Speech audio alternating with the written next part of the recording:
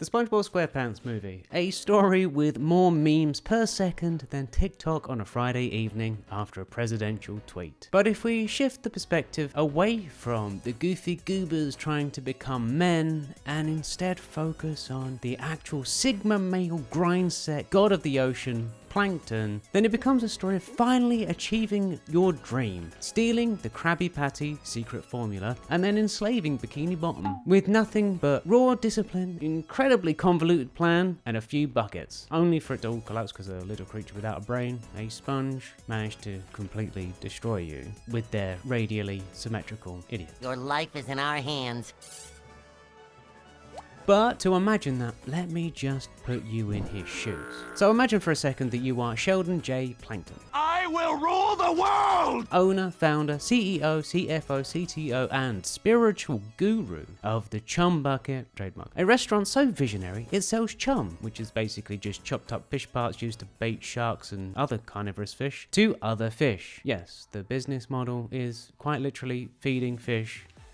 Sure, it might give off some Sweeney Todd vibes, but that's just vertical integration. Business, though, is not great. But of course, that cannot be because your product is unsuitable for your target audience. No, that would be crazy. No, your failures are entirely external. It's a conspiracy, actually, a plot facilitated, or at least it only exists because some slimy creature known as Eugene Krabs, Money! who would sell his daughter for a nickel, runs a restaurant called the Krusty Krab, a so-called restaurant because it's basically just fish crack cocaine. Because instead of feasting on your bold carnival maxing delicacies, the NPC masses line up for Krabs' overpriced soy glob. So you of course do what any cope pod would do in that situation. Yes, you are quite literally a cope. You try to steal the formula. And honestly, you've been doing this for years at this point, to varying degrees of success, and by varying degrees, literally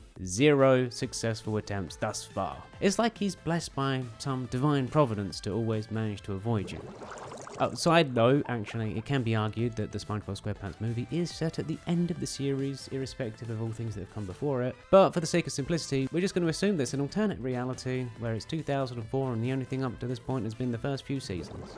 Anyway, imagine your surprise one day when you catch wind that Mr. Krabs is opening up another Krusty Krab. Money! In fact, you see it through your peeping Tom telescope. But is he opening up a restaurant in a completely separate part of town or another city or anything else? No, but he is opening it up right next door to his previous one. What? He's not exactly scaling it like an actual entrepreneur. No. It's just the most insane plan you ever seen. And that just frustrates you so much. Because despite literally having the business acumen of a mollusk, he still is more successful than you and getting interviewed by Perkins, a brainless, money-hoarding crustacean. It's not fair! In fact, not only is he more successful by orders of magnitude, you've literally never even had one customer. Customer! You are a genius, an objective genius, and he is a complete idiot. Man, that interview with Perkins, you would give your left antenna for that. How dare he? Don't get worked up again, Plankton. I just mapped the floors. Mop up the... Oh. Anyway, so you do what any villain would do when cornered. You do a completely unnecessary exposition dump. You start explaining your master plan to your wife and your Japanese robot waifu, even though she has watched you fail at this for years. Luckily, your Japanese robot waifu, Karen, yes, her name is Karen. Why? Because she lives to speak to the manager, and you are the manager. Yes, that's right, you coded yourself into an eternal marriage with an Alexa who constantly reminds you of your shortcomings. From A to Y!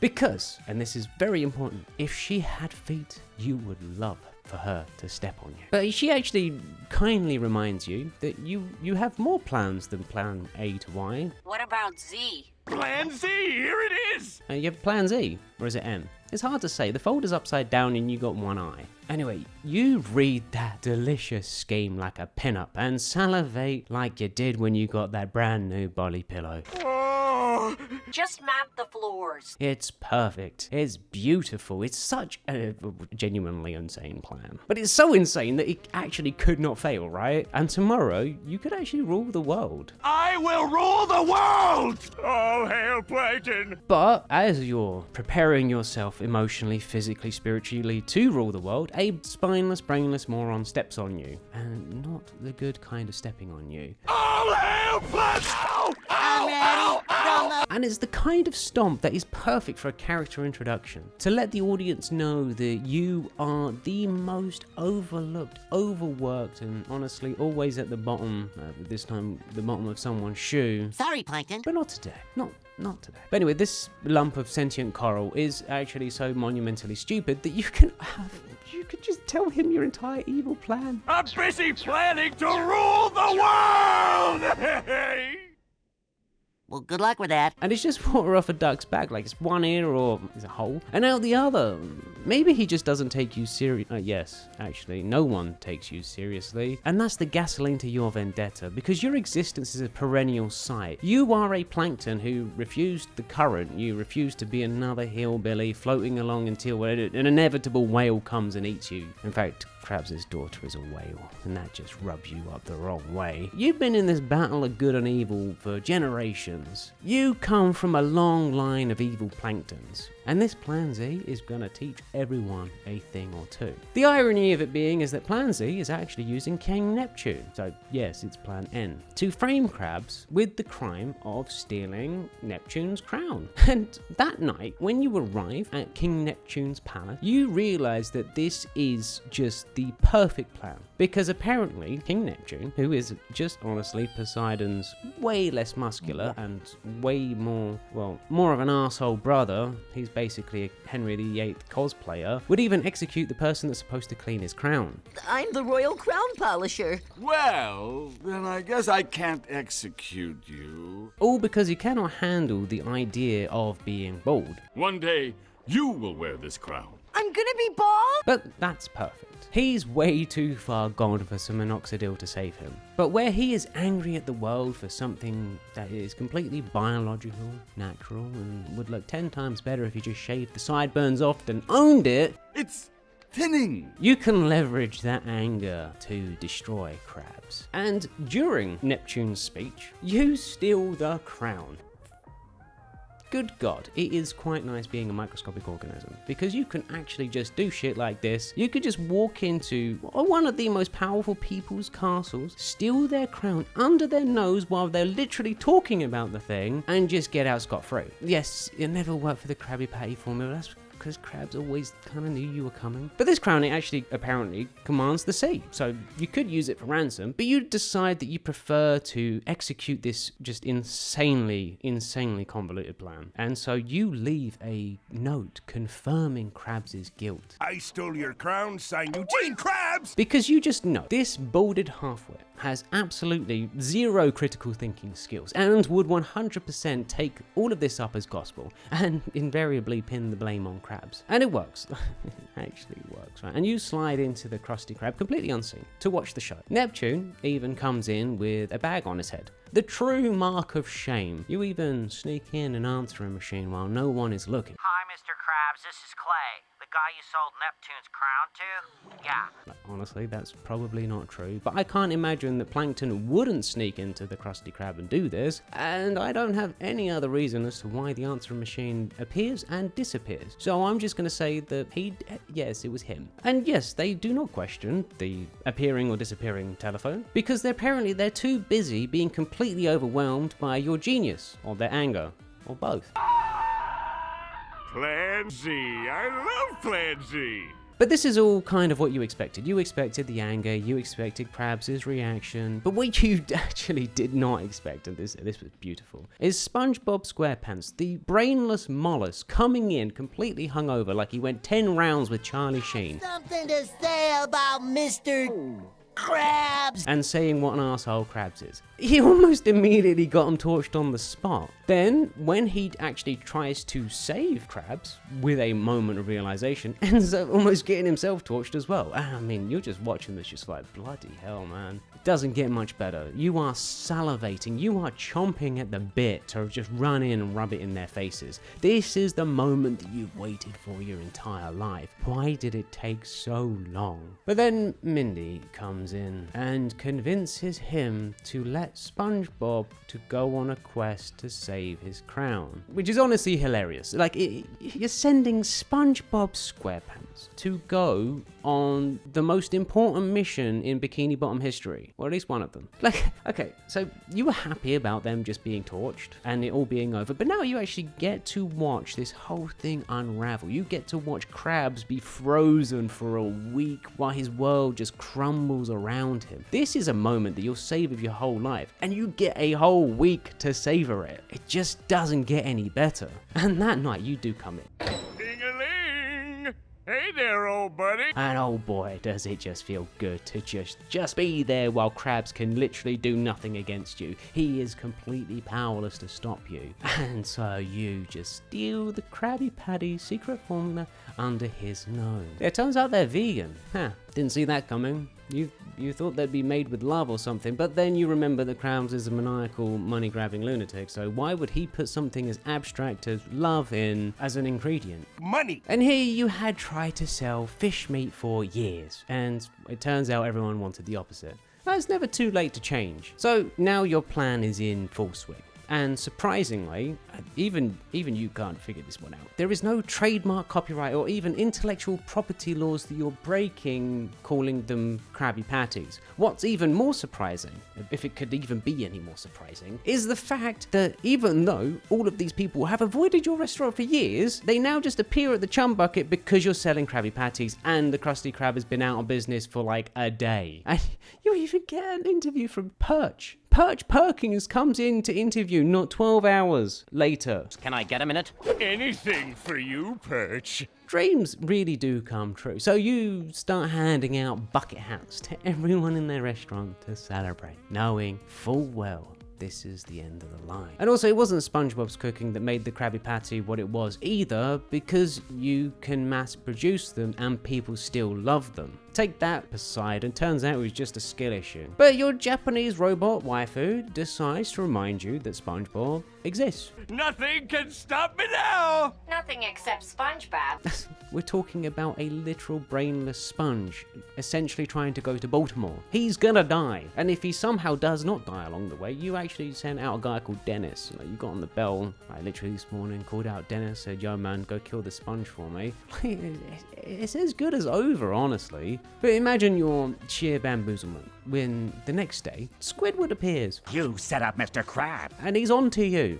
You stole the crown so Neptune would freeze him and you could finally get your stubby little paws on the Krabby Patty formula. Okay, this is a little bit worrisome, because if someone as apathetic and lethargic as Squidward could figure this out and get so worked up about it, then maybe others could as well. But then he just spills it all out, tells you everything, alone, with no backup, as if he's not talking to someone of incalculable means. Like, does he just think that you're just gonna sit there, listen to all of this, and not do anything about it? So, you do what any Coke pod does with a fully functioning proto-cerebral bridge. You instigate the final phase of your plan. Now activating helmet brain control devices.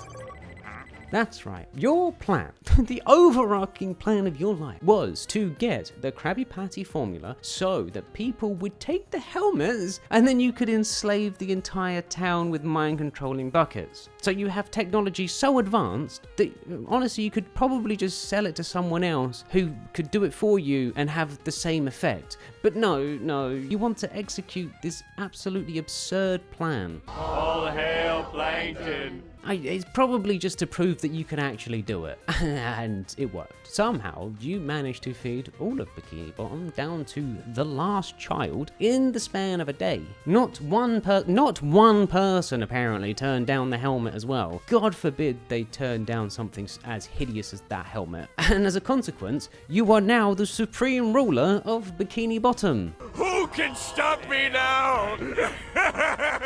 First order of business is going full pharaoh, creating monuments. Never mind that the pyramids took like decades, like maybe even centuries to complete in some cases, but apparently with this mind control stuff you can build a 200-foot building with matching Egyptian Renaissance accents up in like an hour. And it's awfully convenient that Neptune is so blinded by his bald spot that he doesn't even notice what's going on around him, because you are actually usurping his throne. This monument celebrating my glory isn't gonna build itself! And the days pass and SpongeBob actually never comes back. He probably died. Still, you would like confirmation from Dennis, but so long as he isn't back and Dennis isn't back, the end result is the same. No news is good news. And you have the entire town under control. Could you have fried Krabs yourself up to this point? Yes. But where's the fun in that? Why not let the poetry of your insidious plan speak for itself? Why not let Neptune do it for you? That way, technically, you have not committed a crime. It's execution by royalty, and the royals love executions. Where's his wife, by the way? He's a Henry VIII cosplayer. It's another one to the song.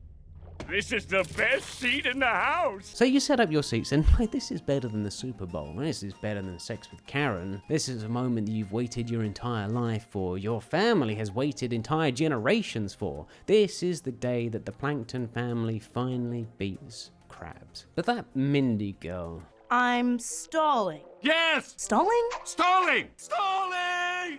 Oh boy. She's just stalling. Of course she's stalling. She is holding out hope for SpongeBob, which is frankly just incredibly naive. If he hadn't arrived by now, how could he arrive at all? Shell City isn't even in the ocean. It's technically a human gift shop, apparently. He would die of dehydration long before he even set foot in Shell City. It's cool that he locked her outside, but seriously, why does she have such an emotional investment into a money-grabbing crustacean who makes Jeff Bezos look like a union rep? Money! He forces SpongeBob to pay him to work there, and she cares about that.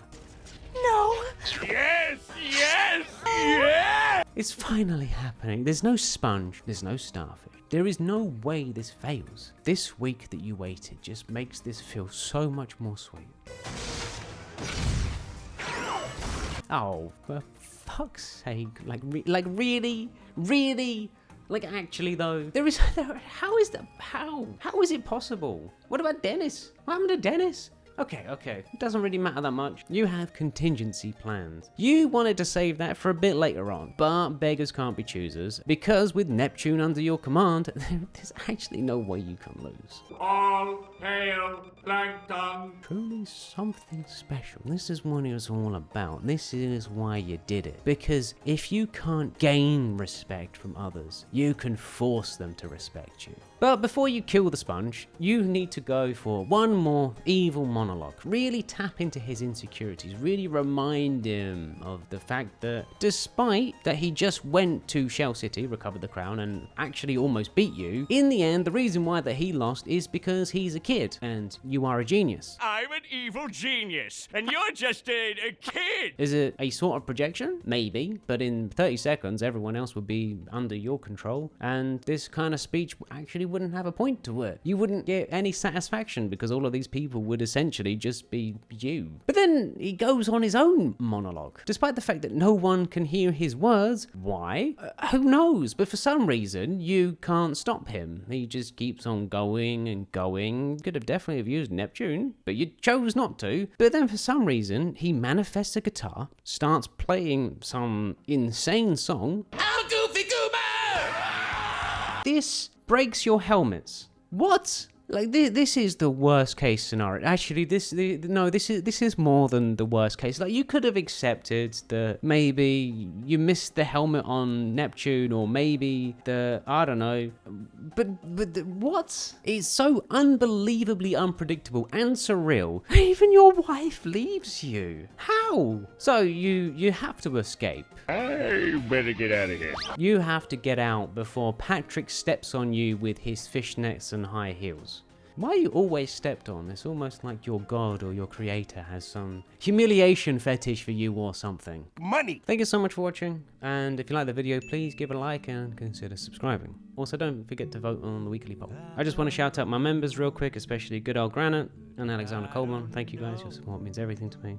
And of course, Lavender, Zyla, Toast the Bread, and Dakaru, and Alan. Thank you. Have a great day and have a great life. None of my cats use the toilet this time.